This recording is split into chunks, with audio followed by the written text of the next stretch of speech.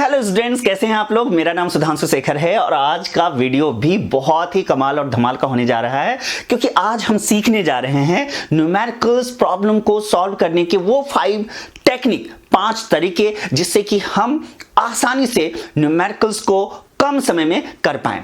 तो चलिए शुरू करते हैं, ज्यादा इधर उधर की बातें नहीं करेंगे। सबसे पहले तरीका नंबर 1 तो ये है कि आपको थॉरली जो भी आप पढ़ें उसके साथ क्वेश्चन करें, व्हाई करें, क्यों और कैसे।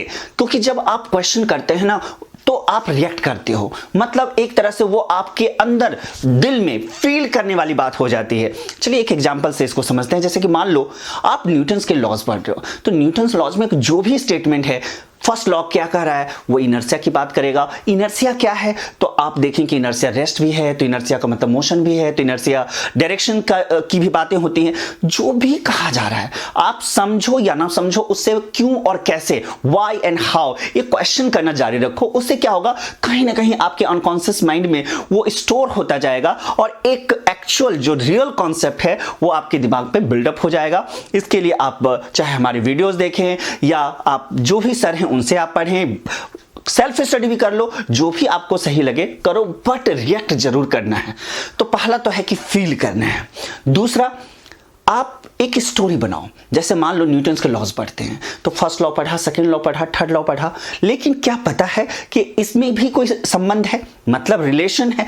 कहानी का मतलब होता है कि आगे और पीछे के बीच में एक रिलेशन होना चाहिए। जैसे मैं अगर एग्जांपल लूं न्यूटन्स लॉज ऑफ मोशन का ही, तो यहां पे फर्स्ट लॉ फर्स्ट इसलिए है क्योंकि यह फोर्स लगने की पहले की कहानी है।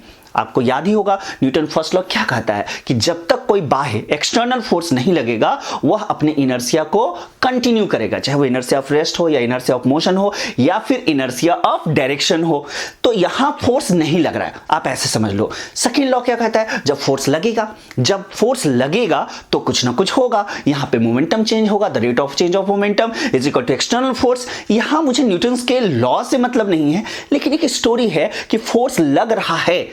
तो ये कौन सा लॉ हो गया, सेकेंड लॉ। फोर्स लग रहा था मतलब लग चुका है, ऐसे कह लो, तो ये कौन सा लॉ हो गया, न्यूटन के थर्ड लॉज हो गए। तो ऐसे समझ लो कि एक स्टोरी बन गई कि फोर्स नहीं लग रहा था तो फर्स्ट लॉ, फोर्स लग रहा है तो सेकेंड लॉ, और फोर्स लग चुका है तो इसका मतलब यहां पे थर्ड लॉ लग रहा है।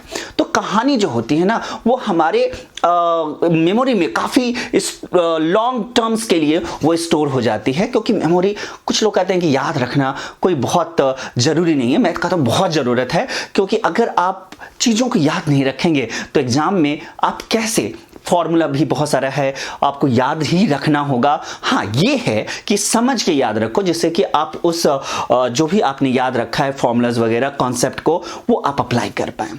तो दूसरी बात यहां हो गई कि हमें क्या करना है, एक स्टोरी क्रिएट करना है। तीसरी जो सबसे इंपॉर्टेंट बात है, एक लॉजिकल कंक्लूजन भी होना चाहिए।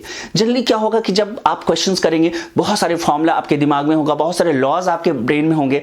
अब कहां कौन सा लॉ अप्लाई होगा, यहां आपको काम आएगा लॉजिकल कंक्लूजन। जैसे मान लीजिए मैं आपको एक एग्जांपल यहां से एग्जांपल से ही समझते हैं कि मान लीजिए हम ब्लैंकेट को स्पाइरल करें तो डस्ट पार्टिकल क्या होता है, अलग हो जाता है। अब ये किस लॉ से होता है, तो न्यूटन के अगर तीनों लॉज हम पढ़े हैं तो अभी हमने देखा कि फोर्स अगर जीरो है, एक्सटर्नल अनबैलेंस, तो हम क्या कहेंगे, न्यूटन फर्स्ट लॉ लगा। फोर्स लग रहा है यानी कि फोर्स जो है जीरो नहीं है, तब हम कहेंगे कि सेकंड लॉ लग रहा है।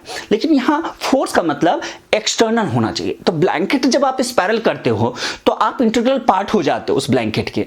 तो यहां डस्ट पार्टिकल जो है, चूंकि वो रेस्ट में रहना चाहते हैं according to law of inertia, तो यहां फोर्स का मतलब एक्सटर्नल तो है नहीं, तो हम कहेंगे कि यहां पे न्यूटन का फर्स्ट लॉ लग रहा है। तो इतना आसान तो नहीं है, लेकिन जब आप प्रैक्टिस करेंगे ना तो आपको लगेगा कि हाँ, एक कंक्लूजन निकला कि कब हम कंजर्व करें मोमेंटम को, कब हम कंजर्व नहीं करें, या हम कब एनर्जी को कंजर्व करते हैं। तो ये एक काम आपको करना है।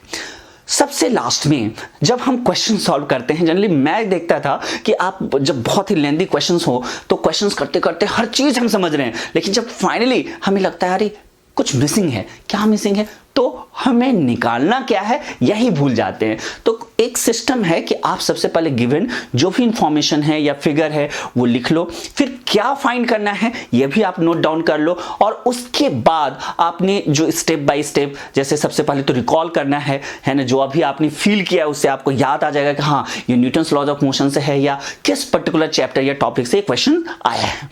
उसके बाद हम एक एक करके जो क्रिएट स्टोरी किए हैं है ना उससे हेल्प लेंगे, अपने लॉजिकल कंक्लूजन से हेल्प लेंगे, और फाइनली आप देखेंगे कि क्वेश्चंस का सॉल्यूशन जो है आप बहुत ही आसानी से कर सकते हो। बाकी आपके ऊपर है कि आप कितनी प्रैक्टिस करते हो। लाइफ में कुछ भी शॉर्टकट नहीं है, और मेरा मानना है कि आप अगर इस तरह से एक सिस्टमेटिक वे में पढ़ाई करेंगे और प्रैक्टिस करेंगे तो आपके बहुत बहुत अच्छे मार्क्स आने वाले हैं। तो चलिए ऑल द बेस्ट, अगले वीडियोस में फिर मिलते हैं। कुछ ऐसे ही कमाल और धमाल के वीडियोस लेके मैं आपके सामने आऊँगा और सीखेंगे फिजिक्स की कुछ और भी बातें मैं आपको अगले कुछ एक वीडियोज़ में बताने जा रहा हूँ। तब तक के लिए bye bye. Thank you very much.